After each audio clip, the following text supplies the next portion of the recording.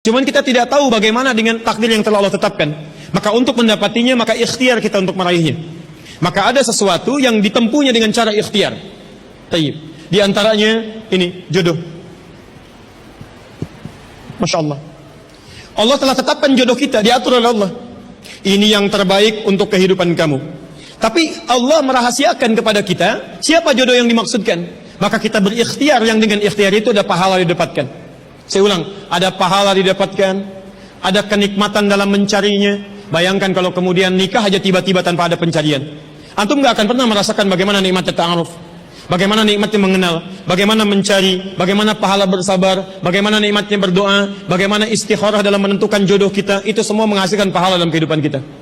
Maka yang pertama, lihat ketentuan Allah yang pertama, apapun ikhtiar yang telah Anda tempuh, maka semua ikhtiar ini tetap tidak akan keluar dari aturan Allah Subhanahu wa taala.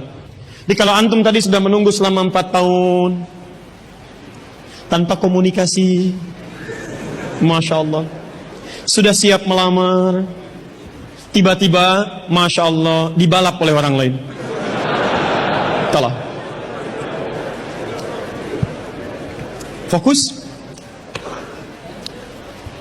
Maka bagaimana cara memahaminya? Perhatikan. Ikhtiar yang Allah tetapkan dalam aturan yang dibuat tadi, boleh jadi tidak harus selalu menyampaikan kita pada tujuan yang kita inginkan. Karena aturan Allah itu ketika ditetapkan akan bersanding dengan maslahat bagi kehidupan kita yang menjalaninya. Ingat ini ya, ingat. Aturan Allah ketika menetapkan, fulan rezeki kamu sekian, fulan fisik kamu begini, fulan jodoh kamu si fulan, si fulanah. Ketika Anda menempuhnya dengan ikhtiar, tidak harus kemudian Anda meraihnya sesuai dengan keinginan Anda. Contoh, maaf, Anda ingin misalnya sekolahnya ke ITB, Anda ikhtiar juara satu.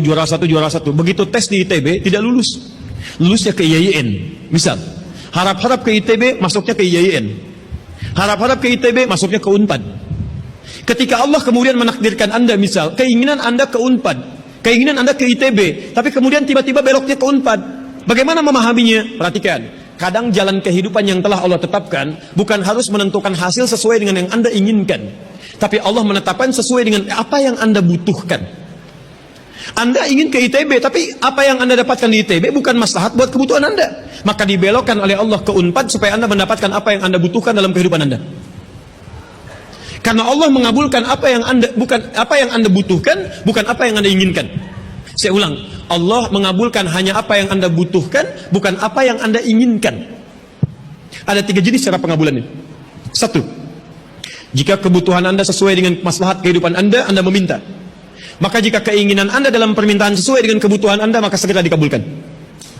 2, ada yang ketika Anda memohon, Anda belum sanggup untuk mendapatinya.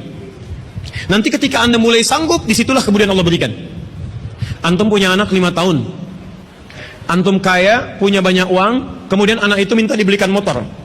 Dibelikan nggak? Uangnya ada, motornya siap dibeli. Anak baru 5 tahun, minta dibelikan motor, dibelikan nggak? Kenapa? Karena dia belum sanggup menggunakannya. Tapi Anda sampaikan, nah, papa punya uang, papa siapkan ya, nanti ketika sanggup baru saya berikan. Demikian ketika Anda meminta kepada Allah Subhanahu wa taala dan memohon. Maaf, Anda mohon, belum dikabulkan juga. Boleh jadi bukan Allah belum mengabulkan, tapi Anda belum siap untuk menerimanya.